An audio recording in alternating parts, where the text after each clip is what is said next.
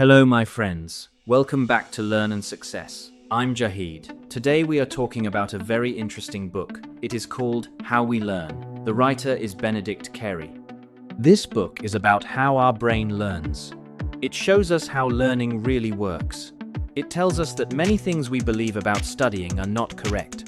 This book helps us understand how to remember more, how to study smarter, and how to enjoy the process. We will go through the book chapter by chapter.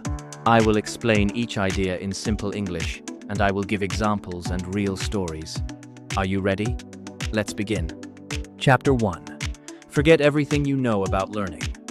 In the first chapter, Carey says something surprising. He says most people do not understand how learning really works.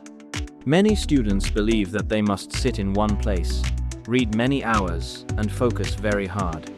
They think this is the best way to learn. But science shows that this is not always true. Our brain is not a machine. It is a living, growing part of our body. It learns in many ways. It learns from experience. It learns from mistakes. It learns from curiosity and from trying again and again. We started learning as babies by exploring and playing. We touched things. We moved around. We listened. We watched. And we copied others. This natural way is still powerful even for adults. The author also says that the place where you study matters. If you always study in the same room, your brain connects the memory with that room. But if you study in different places, your memory becomes stronger. Changing the environment helps the brain build more connections. For example, if you learn English vocabulary in your bedroom today, try learning in the kitchen tomorrow. Next day, try learning in the park. Your brain will link the words to many places. This makes it easier to remember them later. So, the message of this chapter is simple. Learning is not only about discipline and hard work.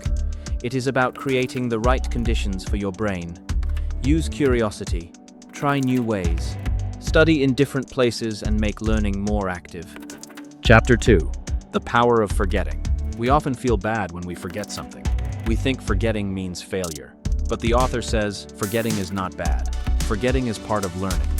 Our memory works like a muscle.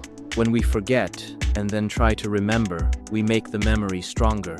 Scientists call this the forgetting effect. It is the reason why spaced repetition works so well. Spaced repetition means reviewing information many times but with breaks in between. For example, if you learn 10 new English words today, review them tomorrow. Then review them again 3 days later. Then again after 1 week. Each time you try to remember, the memory becomes stronger. But if you repeat the words 10 times in 1 hour and never review them again, you will forget them quickly. Forgetting helps the brain focus on what is important. It removes unneeded details and makes important memories easier to find. It is like cleaning a room. You take out what you do not need, so you can find what matters. So do not worry if you forget. It is part of the learning process. Review, recall, and let your brain work. Chapter 3. Mixing it up. Most people believe they should focus on one thing at a time. They study one topic until they master it. But the author shows that mixing different topics together is more effective. When you mix things, your brain must think harder. It must decide which rule or idea to use. This extra effort makes learning deeper and memory stronger. For example, if you are learning grammar, do not study only one rule for 2 hours. Instead, study grammar for 20 minutes, then vocabulary for 20 minutes, then practice speaking. Later, return to grammar. Your brain will connect these skills together. Mixing old materials with new material is also helpful. It forces your brain to remember what you learned before. This makes the memory stronger. If you are studying different topics in school, mix them during study sessions. It might feel harder. It might feel more difficult. You might feel like you are learning less. But that is a sign that your brain is working deeply. Easy learning often disappears quickly.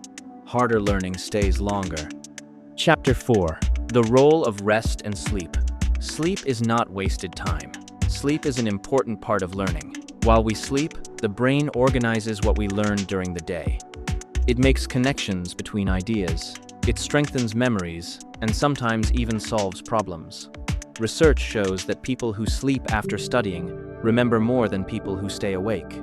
Sleep is like a secret teacher working inside your head. Short breaks during study time are also useful. They give the brain time to process information before adding more. After a break, you return with fresh energy and focus. For example, if you study English vocabulary before sleeping, your memory will be stronger in the morning. If you stay awake all night reading, you might forget most of what you read. The author says we should not feel guilty for sleeping or resting. They are part of the learning process. Chapter 5. Testing is learning. We usually think tests are just for checking what we know, but tests are actually one of the best ways to learn. When we try to remember something, even if we are wrong, we strengthen the memory. This is called retrieval practice. Testing helps you see what you remember and what you forget. It shows you where you need more work. It also makes memory easier to find next time. For example, after reading a story, try to write what you remember without looking. You might forget some details, but the act of trying will make your memory stronger. If you only reread the story, you will forget it more easily. The author suggests using small quizzes, flashcards, or self-tests. They turn studying into an active process. Chapter 6. The benefits of distraction. We are often told to focus and avoid distractions, but the author says small distractions can sometimes help learning. When you step away from a problem, your brain continues to work on it in the background. It connects ideas and searches for solutions. For example, if you are writing an essay and feel stuck, go for a walk. While walking, your mind will keep thinking quietly. Suddenly, a solution might appear when you return. If you work on one thing for too long, your mind becomes tired. A small change can restart your focus. The key is balance.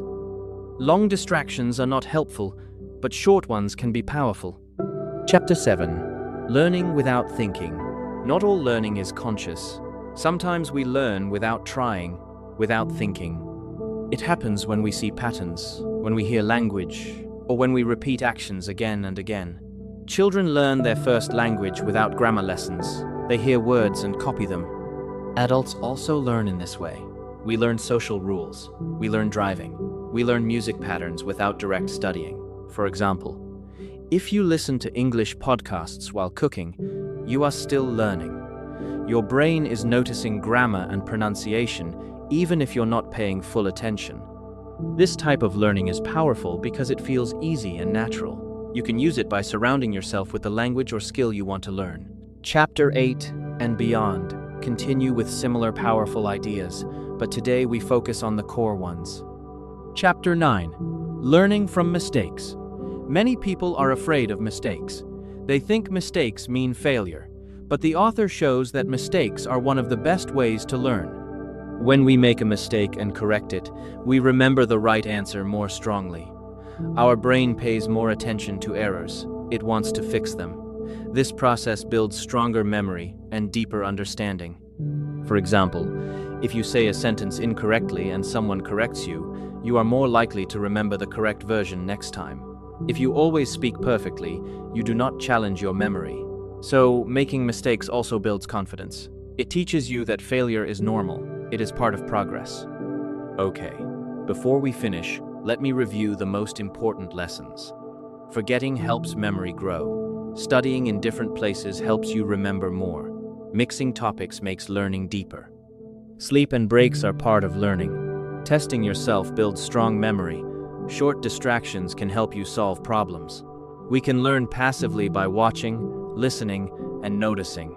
Finally, mistakes are powerful teachers. These lessons show that learning is not about doing more work. It is about doing the right kind of work. It is about understanding how your brain learns naturally and working with it, not against it. If you apply these ideas in your daily study routine, you will see big changes in your results. You will remember more with less stress. You will enjoy learning again. Success comes when we learn smarter, not just harder.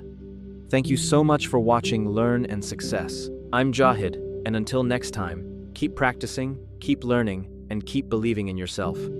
If you enjoyed this video, please like, comment, and subscribe for more powerful learning tips and book summaries.